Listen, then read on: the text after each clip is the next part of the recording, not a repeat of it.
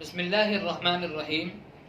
قربانی کے جانور میں عقیقے کا حصہ رکھا جا سکتا ہے کہ نہیں رکھا جا سکتا، اس بارے میں ایک بات ذہن نشین فرما لیں کہ قربانی کے جانور میں عقیقے کا حصہ رکھا جا سکتا ہے۔ اس کی وجہ کیا ہے؟ اس کی وجہ دلائل ہیں، نبی پاک صلی اللہ علیہ وسلم کی احادیث ہیں، جس کی وجہ سے فقہاء نے یہ مسئلہ بیان فرمایا کہ قربانی کے جانور میں عقیقے کا حصہ رکھا جا سکتا ہے۔ اس کی وجہ یہ ہے کہ جو شرائط قربانی کے جانور کی ہیں بالکل وہی شرائط عقیقے کے جانور کی ہیں۔ جس طرح قربانی کے لیے شرط ہے کہ بکرا یا بکری ہو یا گائے یا اونٹ ہو، اس کے علاوہ کوئی اور جانور نہیں ہے، اسی طرح یہی شرط عقیقے کے لیے ہے۔ قربانی کے لیے شرط ہے بکری کم از کم 1 سال کی ہو، گائے کم از کم 2 سال کی ہو، اور اسی طرح اونٹ کم از کم 5 سال کا ہو۔ یہی شرط بالکل عقیقے کے لیے ہے۔ تو جو شرائط قربانی کے لیے ہیں وہ شرائط عقیقے کے لیے ہیں۔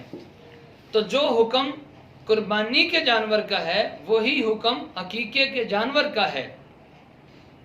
ذبح کرنے کے بعد جو حکم گوشت کا ہے کہ گوشت کے 3 حصے کیے جائیں، قربانی میں بھی ایسے ہی 3 حصے کیے جائیں، اور عقیقے کے گوشت کا بھی یہی حکم ہے، اس کے 3 حصے کیے جائیں۔ ایک حصہ رشتہ داروں کے لیے، ایک حصہ غریبوں، مسکینوں، محتاجوں کے لیے، اور ایک حصہ اپنے لیے۔ تو جو حکم قربانی کے جانور کا ہے وہی حکم عقیقے کے جانور کا ہے۔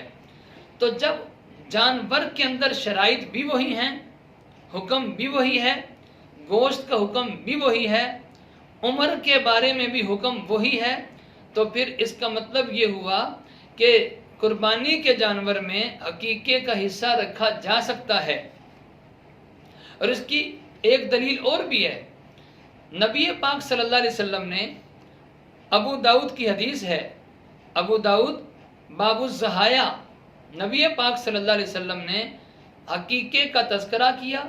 عقیقے کے اندر جانور کے لیے نسک کا لفظ استعمال فرمایا۔ عقیقے کا جانور جو ذبح کرنا ہے اس کے لیے نسک کا لفظ استعمال فرمایا۔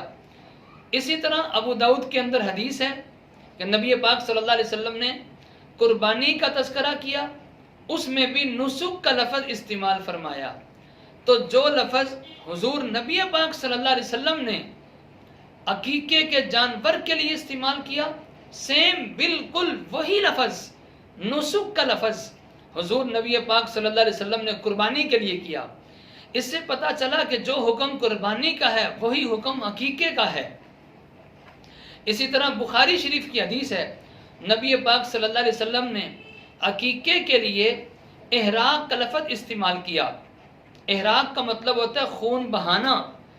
جس طرح عقیقے کے اندر خون بہانے کا تذکرہ احراق کا لفظ آیا ہے، بالکل اسی طرح ترمذی شریف کی حدیث میں نبی پاک صلی اللہ علیہ وسلم نے قربانی کے جانور میں فرمایا احراق کا لفظ استعمال کر کے۔ وہاں پر بھی لفظ احراق کا ہے، یہاں پر بھی لفظ احراق کا ہے۔ لفظ ایک ہونے کی وجہ سے فقہاء کرام نے یہ فیصلہ فرمایا کہ جو حکم قربانی کا ہے وہی حکم عقیقے کا ہے۔ اگر قربانی میں کوئی شخص قربانی کرتا ہے اور اس کی نیت اللہ کی رضا نہیں ہے، صرف گوشت لینے کے لیے کرتا ہے، تو اس کی قربانی نہیں ہوگی۔ اگر عقیقے کے اندر بھی مقصد صرف گوشت اکٹھا کرنا ہے، عقیقہ بھی نہیں ہوگا۔ تو جو حکم قربانی کا وہی حکم عقیقے کا ہے۔ تو قربانی کے جانور میں عقیقے کا حصہ رکھا جا سکتا ہے۔ اللہ سمجھ عطا فرمائے، صحیح عمل کی توفیق عطا فرمائے۔